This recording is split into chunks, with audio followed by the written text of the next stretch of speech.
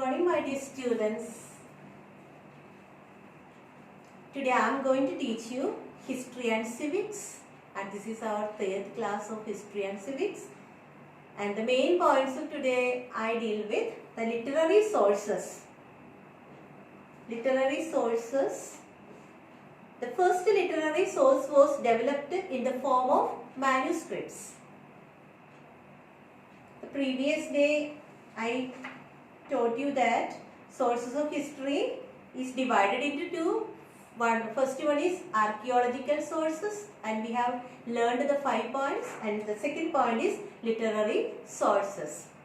So the first literary source was developed in the form of manuscripts. Manuscripts, it is the handwritten documents of the past. So what is manuscripts? Manuscripts is the handwritten documents of the past.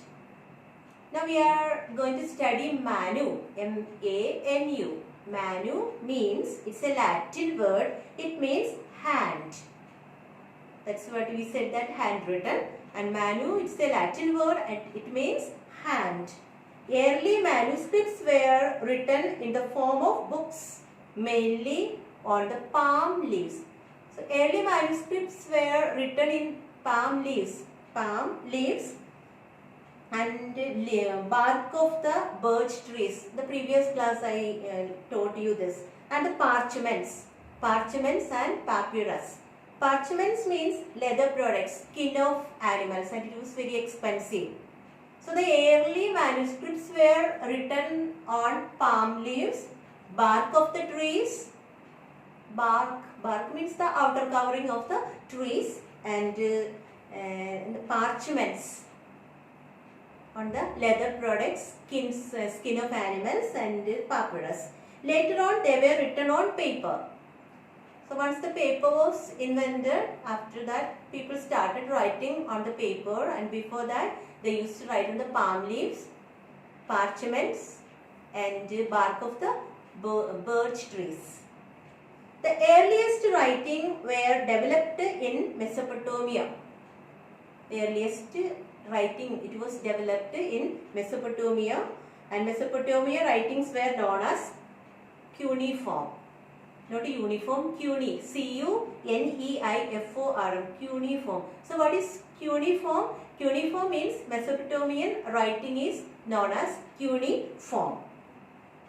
And these Mesopotamians used to write on damp clay. Damp means wet clay. Tablets or tables for writing. So Mesopotamian writing is known as cuneiform, and the Mesopotamians used to write in damp clay. Tablets or tables, they used these tables for writing.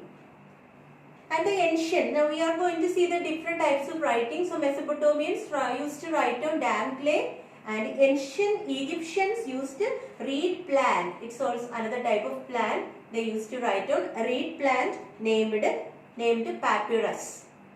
Papyrus, it's related with the paper. Papyrus for writing.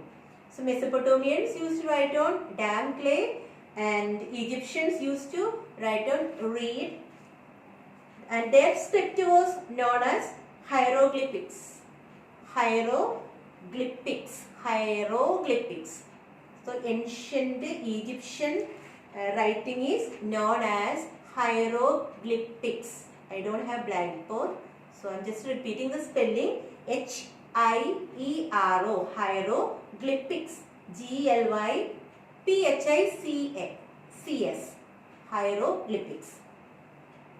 And ancient Chinese people used to write on bamboo strips. It's also a type of bamboo, you have seen it. So they used to write on bamboos. And ancient Indians, we are Indians, and we used to write on palm leaves and a strip of birch bark for writing. So we have seen Mesopotamians also used to this. Mesopotamians used damp clay. Egyptians used papyrus, or they used reed plant.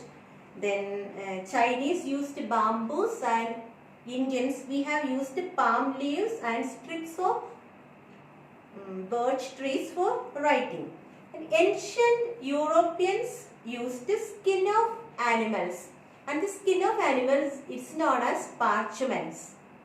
P-A-R-C-H, parchments, and it used to be very expensive. And let us come to the invention of paper. The invention of paper was in AD 105. So once the paper was invented, all the documents, it was written in paper, and it was more easy for the people to write. And after the invention of paper, the writings made more easier, and it was invented by Chinese in the year AD 105. Then what are the information we get through literary sources? We are studying about literary sources, and what are the information that we get through literary sources? That is, we get social information, then political information, religious information, economic and cultural life of past times. These are the things we get through the literary sources. Social information, political, religious, economic, cultural life of the past times. So already we know that in history we learn about the past things only. Then ancient literature was written in Prakrit. Prakrit, Pali, Sanskrit and Tamil. There were 4 languages. It was written in Prakrit. Prakrit means not the modern language, ancient times language, Prakrit, then Pali, Sanskrit and Tamil. So ancient literature was written in 4 languages. First one is Prakrit, then Pali, Sanskrit and Tamil. Then Ramayana and Mahabharata, Gita were written in Sanskrit. Ramayana, the holy book of Hindus, Ramayana, Gita and Mahabharata, it was written in Sanskrit. And why it was written in Sanskrit? Because it was mainly used in the northern part of India.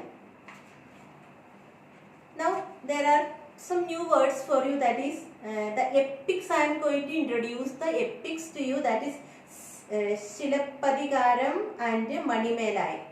These both are written in Tamil, and these are the epics. And literary sources again divided into 2. The first one is religious literature and secular literature. So we have to, when I tell you this, you should not get confused. First I have taught you sources of history. Sources of history is divided into 2. First one is archaeological sources and second is literary sources. And the other day I taught you archaeological sources, and today I am teaching you literary sources. And again literary sources, it is divided into 2. The first one is religious literature and second is secular literature. Now what is religious literature? So in religious literature we study about the religious writings. Religious literature is nothing but we study about the religious writings, and the ancient Indian religious literature are Vedas, Puranas, Upanishads, and the Buddhist people's Triptikas and Jain people's Ankas. So these are the ancient Indian religious literature. So which are the ancient Indian religious literature? The first is Vedas, Puranas, Upanishads, then Triptikas and Ankas. So these are the ancient Indian religious literature. You have to remember the 5 names: Vedas, Puranas, Upanishads, Triptikas and Ankas. Alright. Now let us study what are Vedas. Vedas are the earliest recorded text of the Aryans. It is the earliest recorded text of the Aryans. Text means book of the Aryans. And the religious literature contains rituals, prayers, religious practices. So these are the things we are studying in the religious literature. Now the second point, as I told you, that is secular literature. Secular means the common people. It comprises of worldly things. In the secular literature, we study about the worldly things. It was mainly written with the aim of recording historical events, social and administrative aspect of people of contemporary age. So what do we learn in secular literature? Secular literature, we study about the worldly life, and it mainly written with the aim of recording historical events and the social and administrative aspect of people of contemporary age. Now in it we have stories, plays, poems, biographies of kings, accounts of foreign travelers, books on science and politics, and these are the secular literature. So in the secular literature we have stories, plays, poems, biographies of kings, accounts of foreign travelers, books on science and politics. Examples, we can see example of secular literature, Dharma Shastras and Kautilya's Asthashastra and biography, and the biographies are Harshacharita by Banabhatta. And many dramas and poems written by famous writers such as Kalidas wrote Shakuntala and Meghadoot. Ancient secular literature, again we have folk tales, that is Panchatantra, written by Vishnu Sharma. And book on laws, we study in secular literature. There are books on laws like Manusmriti and Sangam. And these are the important things we are learning in the secular literature. Again we are going to study one more point, and by it the lesson gets over, that is the foreign travelers who visited India in ancient times.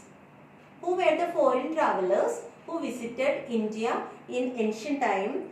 That is Greek ambassador Megasthenes and Chinese travelers Fa Hien and Hisun Sang. So these were the foreign travelers who visited in India in ancient times. So with this point we are coming to the conclusion of this lesson. This is my third video of this lesson. I hope all of you have seen it too. I have taken live classes, and now I cannot take, I am taking the class from my home due to some reasons. And with this we end to the first lesson, and I will give you the PDF of all the exercises which are in the first lesson. Thank you my dear students for watching me. Thank you. Bye bye.